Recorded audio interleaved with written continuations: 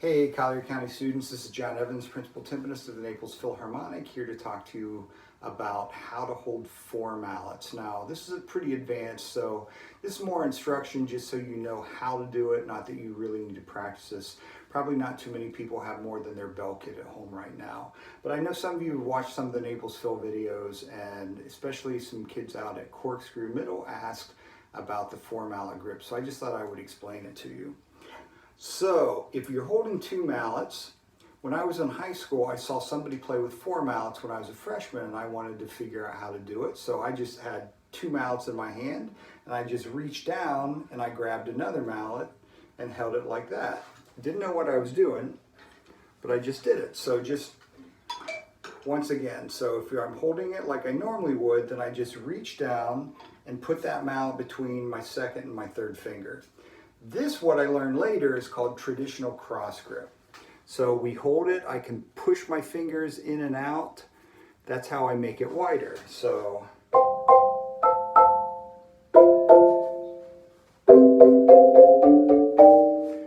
that's called traditional cross grip. Now there's a gentleman by the name of Gary Burton who's a vibe player, and when he was playing vibes, a lot of times you play the chords down here and then you play the melody up here. Well, he wanted more power in this mallet, and he thought he could get more power, and he did by putting that mallet on top. So now I have almost like cross grip, but this mallet's on top and it holds a little bit farther back in my second and third fingers. And then when he would play, he could get a lot of power out of that top mallet that he played his melody. A lot of really good marimba players use this grip. It's called Burton grip. So once again, we have cross grip. If you just have your mallet like this, put that between your second and third. Now this mallet, my inside, is on top because it's just how I hold it.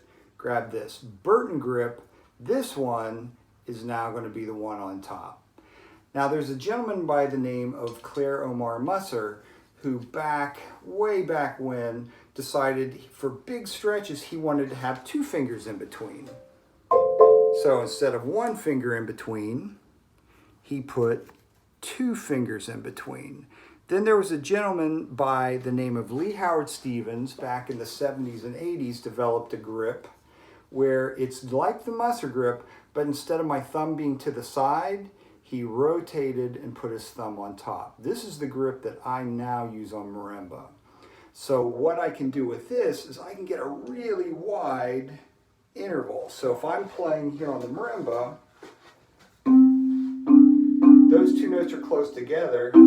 Actually, let me go up here because I think you can see it better. So if I play,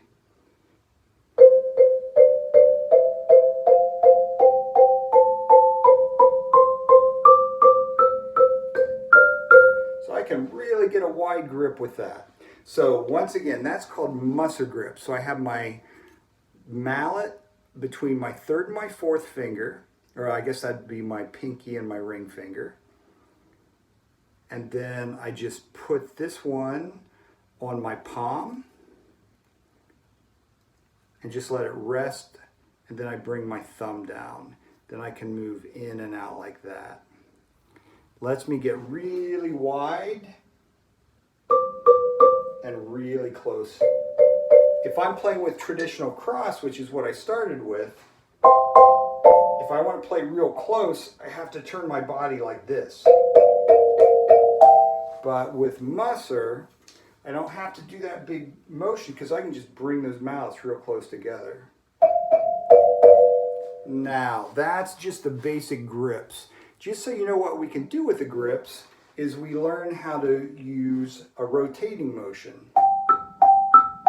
When I grew up in Ohio, we had a lot of doorknobs that were the kind that you would turn like this, just a round doorknob. Florida, we don't see those very often. But what I would teach my students is kind of like if you were turning one of those doorknobs. That's the motion. It's a rotating motion. So I can rotate both hands at the same time, or I can offset them by a 16th note. So instead of going 1 and 2 and, I can go left, right, left, right, left, right, left, right, 1 E and a, 2 E and a. So I can do them together. together. I can do them outside to inside. I can offset them left hand to right hand. And by doing that, I can play really fast passages. This is something from a really popular piece called Yellow After the Rain. And I'm just going to use that pattern where I'm going to play this mallet, this mallet, this mallet, this mallet. So 1, 2, 3, 4, 1 E and a, 1 E and a. And just by using that motion, I'm going to play this passage.